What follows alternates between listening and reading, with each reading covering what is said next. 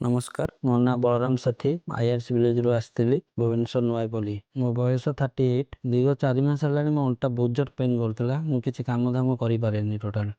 ना नई पारेनी ना झाड़ा जाई पारेनी किछि खाई पी भी पारेनी बसी पारेनी ना उठी पारेनी ना चाली भी पारेनी सोईकी रुहे 20-21 दिन देखिथिली ऑनलाइन रे श्रीकांत कुमार स्वाई डॉक्टर यही जनवरी 22 आड़े मु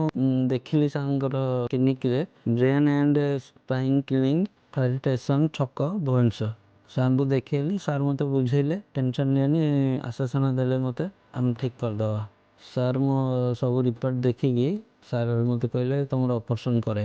मो ऑपरेशन में बहुत टेंशन थी बहुत चिंतार थी ऑपरेशन कौन हम सक्सेसफुल हम ना नहीं बहुत टेंशन थी सार मत बुझेले इंडोस्कोपी द्वारा कष्टा कम हम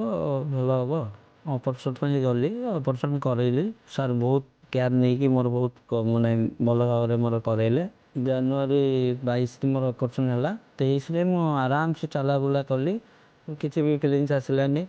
मस्त चला बुला कली जमती आगुरी चले सेमती पूरा चला बुला करी आराम से ये कर पानी ऑपरेशन पर 6-7 दिन पर मत निजक फीलिंग्स आसला जे जाओ आराम से मो आगुरी जमती चला बुला करी पारथली सब